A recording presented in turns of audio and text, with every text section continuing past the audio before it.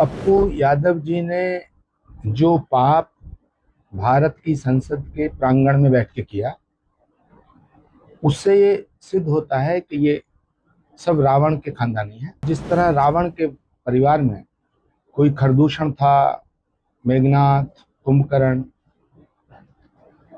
तो ये जो पूरी जमात है ये रावण का कुनबा है। पप्पू यादव जी ने जो पाप भारत की संसद के प्रांगण में बैठ के किया, उससे ये सिद्ध होता है कि ये सब रावण के खानदानी है। और जिस तरह रावण के परिवार में कोई खरदूषण था, मेघनाथ, कुंभकर्ण,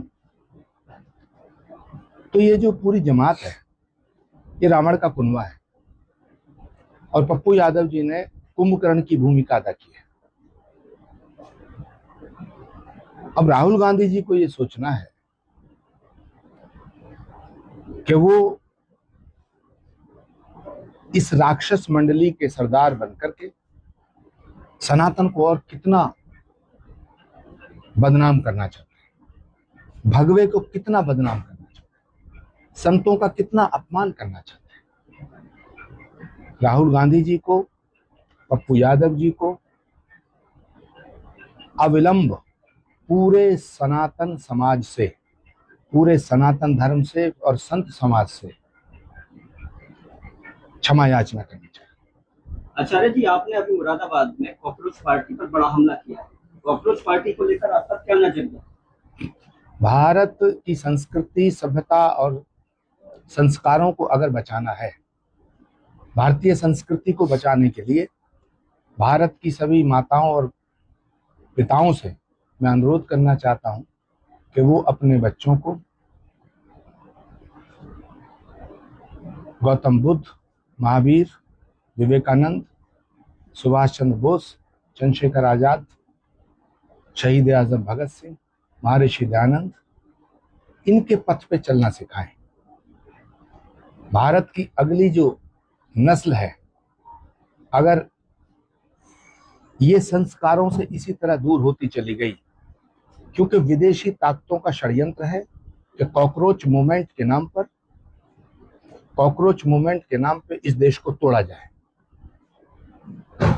कॉकरोच मूवमेंट विदेशी शक्तियों का एक ऐसा षड्यंत्र है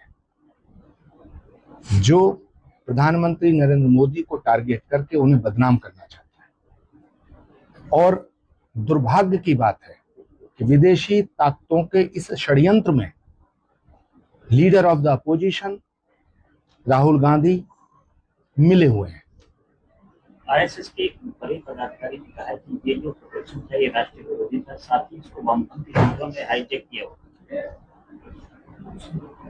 वामपंथी होना, दक्षिणपंथी होना या मध्यमार्गी होना ये अपराध नहीं है, लेकिन जिस तरह से भारत के प्रधानमंत्री को टारगेट किया गया, जिस तरह से भारत की एकता को टारगेट किया गया, जिस तरह से सनातन को टारगेट किया गया, जिस तरह से हमारे सनातन को गाली देकर के अपमानित करने का प्रयास किया गया, तो निश्चित ही ये विदेशी षड्यंत्र का एक हिस्सा है। कॉकरोच मूवमेंट के नाम पे विदेशी ताकतें भारत को तोड़ना चाहती हैं और प्रधानमंत्री नरेंद्र मोदी के रहते वो अपने मंसूबों में सफल नहीं हो पा रही है। इसलिए कॉकरोच मूवमेंट का कंधा इस्तेमाल करके हमारे बच्चों को भड़का करके, बहला करके, फुसला करके एक हुड़दंग,